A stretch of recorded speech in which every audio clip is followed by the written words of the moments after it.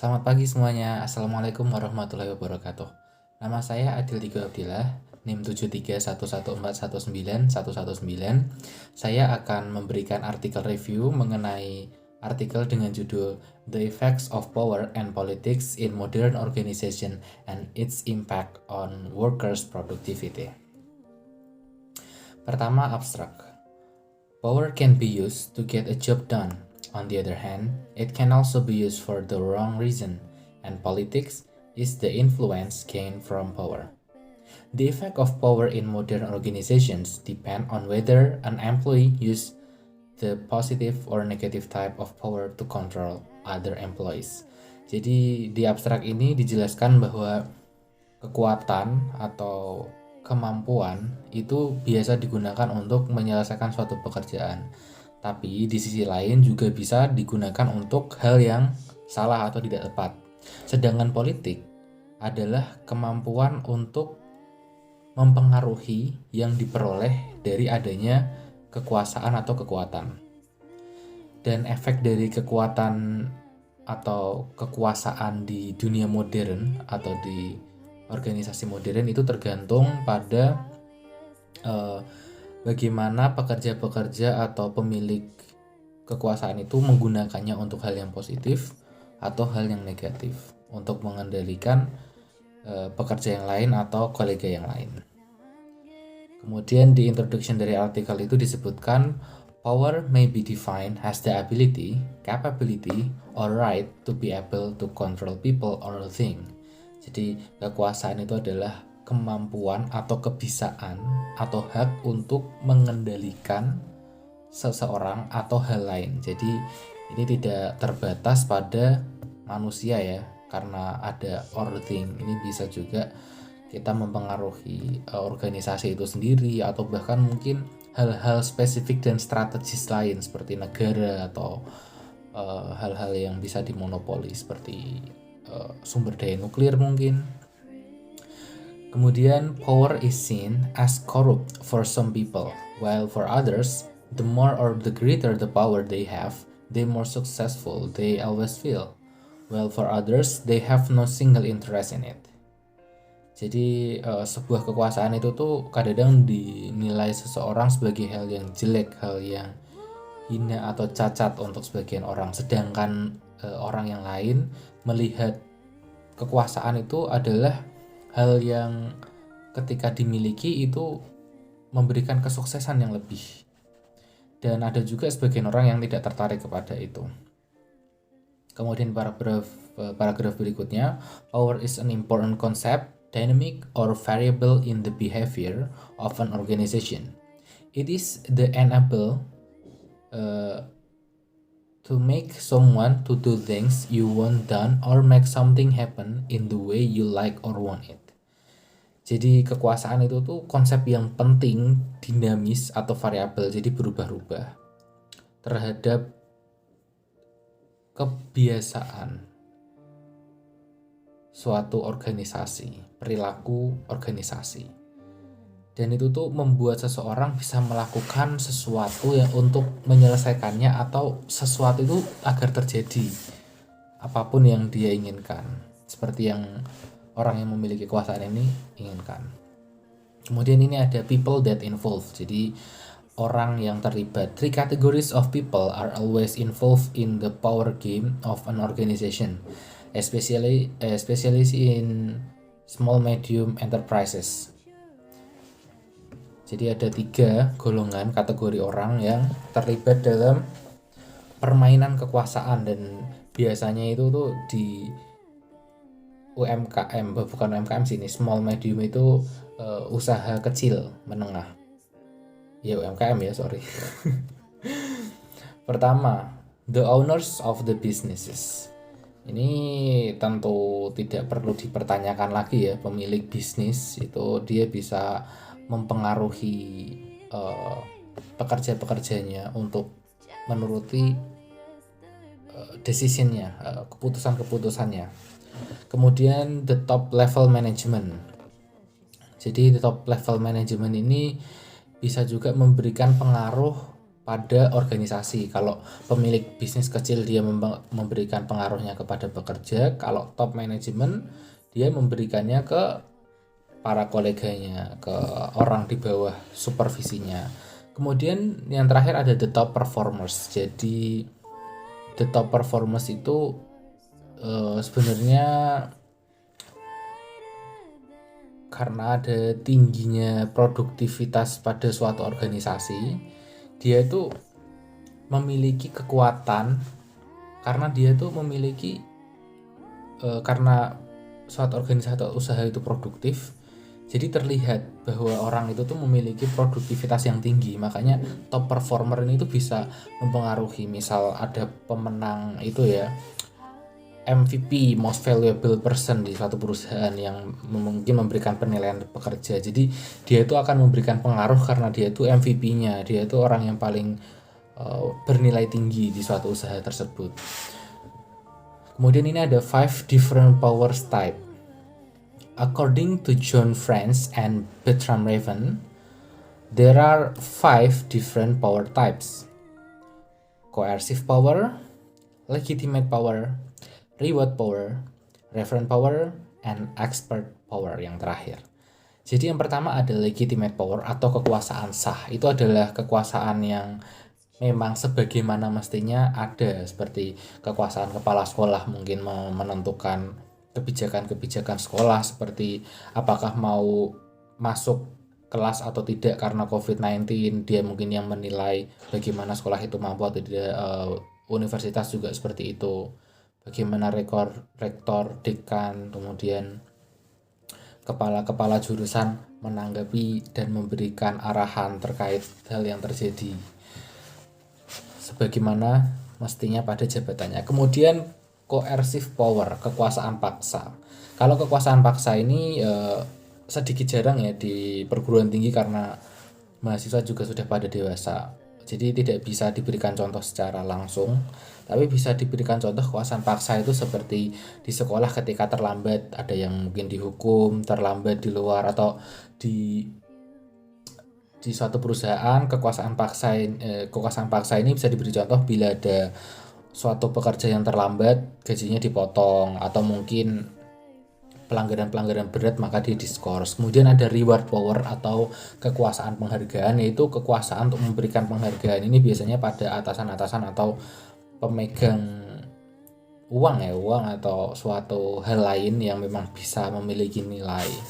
Karena kan sekarang memberikan reward itu tidak harus berupa uang, bisa juga berupa mungkin hiburan, mungkin cryptocurrency, saham, dan lain sebagainya. Kemudian ada referent power atau kekuasaan rujukan. Jadi kekuasaan rujukan ini tuh timbul karena adanya karakteristik keteladanan. Ini bisa juga dikaitkan dengan yang tadi, misal orang itu menjadi MVP, dia akan menjadi orang yang bisa diteladani. Atau mungkin bisa juga karena dia profesor atau karena dia dokter, sehingga dia memiliki nilainya sendiri dan otomatis orang yang di bawahnya dia akan tertarik untuk patuh pada orang yang memiliki kekuasaan. Kemudian sudah ya, referent power. Kemudian expert power. Expert power ini sebenarnya tidak beda jauh dengan referan ya. Cuma kalau referan itu dia karena karisma mungkin secara umum, kalau expert ini mungkin karena dia sudah memiliki catatan-catatan penting di bidang keilmuan, namanya para ahli. Dia bisa memberikan suatu pernyataan untuk diikuti lebih banyak orang karena dia sudah terpercaya ya sebagai seorang ahli atau expert. Kemudian ini berikutnya ada acquiring and using. There are 3 dimensions of managerial power and influence, which are downward, upward, and lateral. Jadi ada 3 dimensi kekuatan atau kekuasaan manajerial yang bisa mempengaruhi. Jadi ini ada downward, upward, dan lateral. Ini maksudnya gimana seorang manajer itu bisa mempengaruhi ke atasannya kebawahannya maupun ke yang sejajar. Jadi meskipun kita itu sebagai manajer tidak berada di top, tidak memiliki kekuasaan sebagai top manajemen, kita memiliki komunikasi yang baik, bisa memiliki pengaruh, bisa memberikan politik. Karena pintar-pintarnya manajemen itu tadi. Building position and personal power. Position power can be built and achieved in 3 different ways, which are increasing the centrality and criticality within an organization, increasing the task importance of own activities and units activities, attempting to define tasks so that they become difficult to evaluate. Jadi untuk membangun suatu posisi atau personal power itu kita harus bisa meningkatkan suatu fokus kita ya, centrality, kita harus fokus dan kritikal pada suatu organisasi.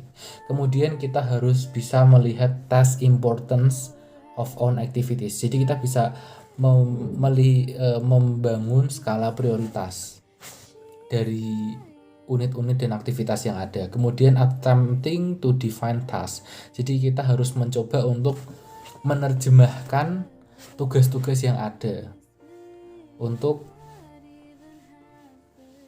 bisa dievaluasi dengan cukup susah. Jadi kita harus mampu sebagai manajer yang baik, kita harus bisa menjabarkan suatu tugas-tugas yang tadinya susah itu tuh yang sampai susah dievaluasi. Maksudnya susah dievaluasi itu bukan kita nyusahin orang, tapi emang karena saking bagusnya yang kita bentuk, kita bangun, itu akan menjadi hal yang susah untuk dikoreksi atau disalahkan. Behavior of powerful leaders and managers. Some of the behaviors of powerful leaders are they see people's talent as a resources to be harnessed, they delegate decision authority, they can charge people's working condition, they take risks and press for innovation, they share power widely and also help people to develop. Ini penting banget ini. Ciri-ciri perilaku dari pemimpin yang kuat, yang tangguh, manajer yang tangguh. Jadi dia itu bisa melihat bakat-bakat dari orang lain, kemampuannya sebagai sumber daya. Dia bisa memberikan kemampuan, menyebarkan kemampuan kepada yang lain. Dia mewakilkan. Kemudian dia bisa merubah cara kerja seseorang. Dan dia tuh mau mengambil resiko untuk melakukan inovasi, dan dia bisa membagi, menyebarkan kekuasaannya dan membangun orang lain. Jadi dia tidak takut untuk tersaingi karena dia yakin dengan kemampuannya dia sendiri. Ini sebaliknya, powerless leaders and managers. Some of the behaviors are they supervise closely, they do not delegate authority to make decisions, they often distrust subordinates and see people's talent as threat. They stick to the rules and do not take risks. They strongly focus on the work and protect his or her territory. Jadi dia itu merasa terancam akan kemampuan-kemampuan orang lain. Jadi kalau seorang pemimpin dan manajer itu lemah, dia itu justru menunjukkan ketakutan-ketakutannya. Dia itu tidak berani membagikan kekuasaannya kepada orang lain. Padahal dengan dia membagikan kekuasaan pada orang lain, dia bisa lebih fokus kepada hal-hal yang lebih detail sehingga akan menghasilkan hasil kerja yang maksimal. Jadi biasanya orang yang memiliki kelemahan atau pada powerless leader ini, itu dia akan membangun dengan lebih lambat karena dia kekurangan banyak orang lain untuk membangun suatu hal yang dia inginkan. Kemudian ini ada organizational politics. Jadi organizational politics can be referred to as the structure and process of use of authority and power to effect definition of goals, directions, and other parameters of the organization. Political behavior is the getting, developing, and using of power to reach a desired result. It often appears in situations of uncertainty or conflict over choices. The use of political behavior is to affect decisions, get scarce resources, and earn cooperation of people outside direct authority. The characteristic of political behavior are power and influence. Jadi politik organisasi itu adalah proses untuk menggunakan kemampuan dan kekuasaan untuk melakukan hal yang bisa mencapai tujuan-tujuan itu. Jadi dia bisa mendapatkan, mengembangkan, dan menggunakan kekuasaan itu untuk mencapai suatu keinginan suatu hasil yang diinginkan. Biasanya itu terjadi pada keadaan-keadaan yang tidak pasti ya, uncertainty atau konflik. Kemudian biasanya political behavior ini tuh untuk mendapatkan resource atau sumber daya yang langka dan bisa mendapatkan kooperasi di luar dari naungan-naungannya. Misal dia bisa memberikan pengaruh ke organisasi yang lain, karena pasti organisasi lain tidak mungkin dong ada di bawah supervisi organisasi kita.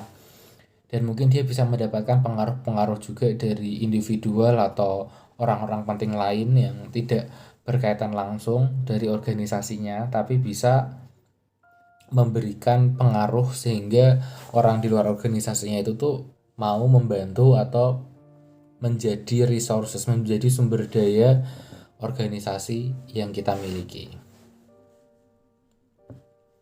Kemudian building position and personal power. There are different organizational and individual factors that contribute to political behavior in an organization. Pyramid shape organization structure. Jadi ini ada beberapa perbedaan organisasi dan individual faktor. Ada beberapa faktor yang berkontribusi ke perilaku politik di sebuah organisasi. Ini ada pyramid shape organization structure. Jadi ini menitik beratkan kekuasaannya pada titik paling atas ya, pyramid shape. Jadi biasanya orang yang memiliki jabatan rendah atau lemah akan kurang berkuasa di sini. Sebentar, tadi ke skip.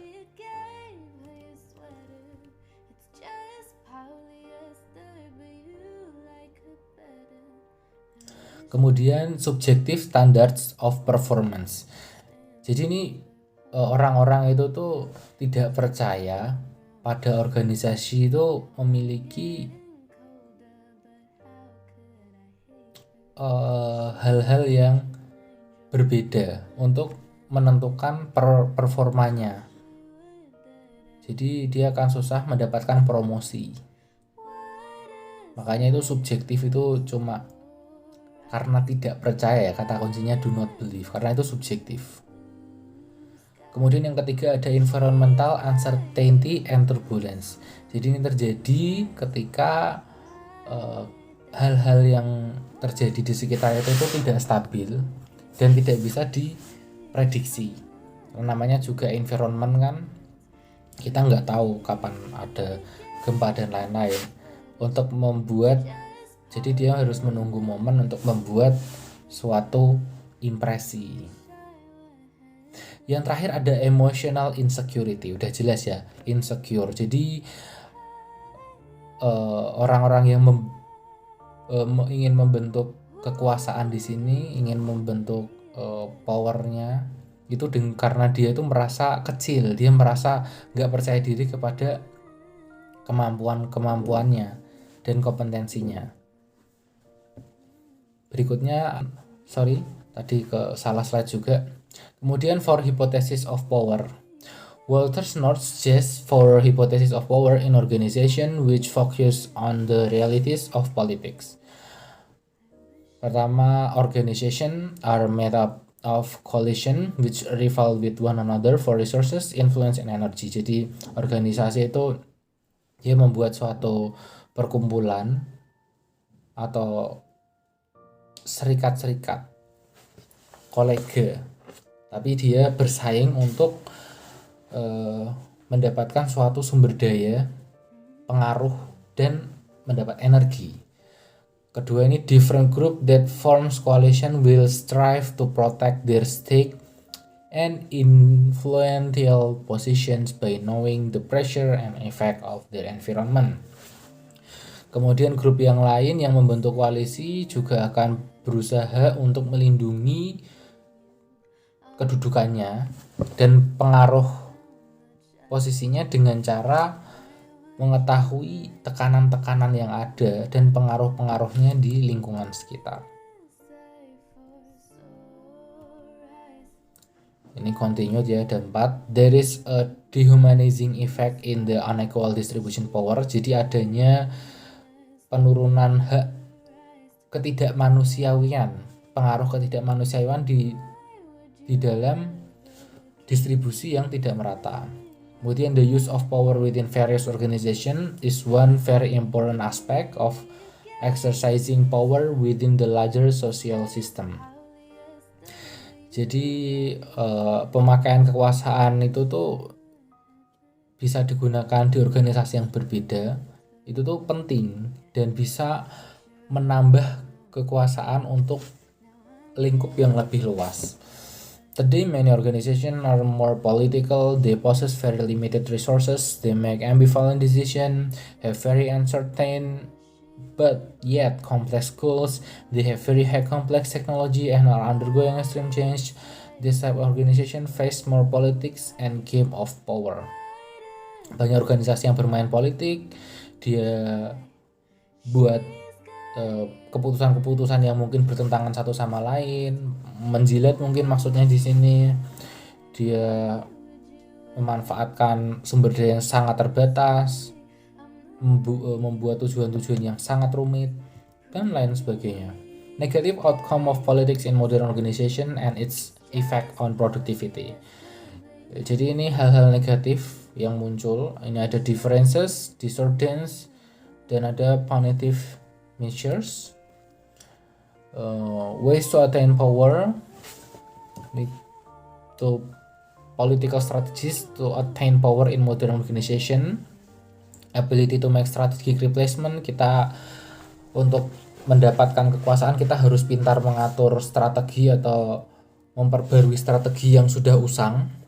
Kemudian ability to exhibit confidence, kita harus mampu menunjukkan kepercayaan diri kita.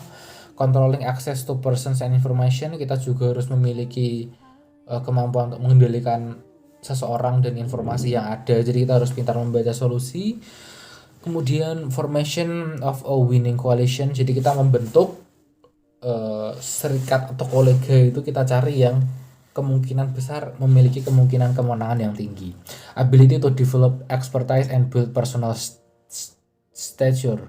Oke, jadi memiliki kemampuan untuk membentuk keahlian dan membangun personal stature atau personal branding ya. Itu hal yang menjadi bawaan. Jadi kita membentuk kebiasaan dan bawaan-bawaan baru. Restriction of communication about actual intention. Jadi kita harus membatasi komunikasi tentang hal yang sebenarnya kita mau. Kita harus pintar memanage agar hal itu tepat. Kita boleh aja memberitahu hal yang kita inginkan, tapi kita harus melihat juga dampak-dampaknya dan tidak asal semuanya kita beritahu. Kemudian the use of a research data to buttress one's point of view. Jadi kita harus menggunakan data riset agar kita tuh yakin ketika kita ingin memberikan suatu point of view. Kemudian how to limit effect on political behavior. Gimana kita bisa membatasi efek ya, berarti ini untuk membatasi efek-efek negatif dari political behavior. Provision of sufficient resources, kita harus membuktikan kita memiliki sumber daya yang cukup. Jadi kita tidak dipengaruhi ya, kita harus pintar memilih alternatif lain. introducing clear rules. Jadi kita harus memberikan langkah-langkah yang sudah jelas, jadi tidak bisa dimanipulasi lagi. Mungkin kita butuh pendapat-pendapat para ahli dan lain sebagainya. Kemudian ada measuring performance and not personalities. Jadi yang sering di Indonesia ya, kita mempengaruhi menilai seseorang itu berdasarkan fisik, agama, jenis kelamin, karena kita masih sering kan di Indonesia rekrutmennya itu dipengaruhi dari hal-hal tersebut. Kemudian hiring of low politics employee ini agak challenging sebenarnya untuk mencari low politics employee, karena nggak terlihat ya, kadang-kadang orang yang kelihatannya biasa-biasa aja pun ternyata memiliki pengaruh politik dan kita belum tentu cocok dengan orang tersebut. Kemudian increasing opportunities for dialogue. Jadi dengan kita meningkatkan dialog itu kita lebih mengerti dan kita bisa menghindari kemungkinan adanya politik. Allow free flow information and open communication. Itu juga mirip ya, kalau kita sudah terbiasa bertukar informasi dan komunikasi, kita akan lebih mudah untuk menghindari politik-politik yang ada. Sorry. Kemudian yang terakhir, conclusion. The conclusion is professionalism and appropriate use of politics in an organization is very vital for leader. Jadi kita butuh profesionalisme agar politik di organisasi itu bisa sangat penting ya, agar tepat. In acquiring and retaining power in order to accomplish main goals, untuk agar bisa tercapai tujuan. Aristotle said organizational power and politics can be used to reconcile differences through negotiation and consultation while still avoiding abuses.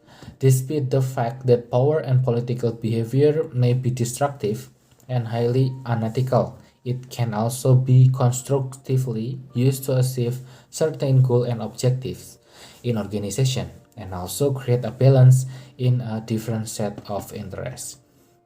Jadi suatu organisasi itu memiliki banyak faktor mengenai bagaimana suatu politik dan suatu kekuasaan itu tuh bisa penting dan bisa membangun. Jadi tergantung kita semua bagaimana kita mengatur power, bagaimana kita mengatur politik agar bisa membangun suatu perusahaan.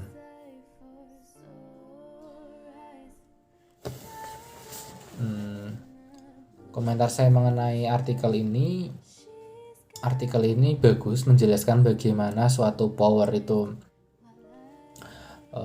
dan politik itu penting pada suatu organisasi dan kita bisa menerapkannya dan mempelajarinya lebih lanjut.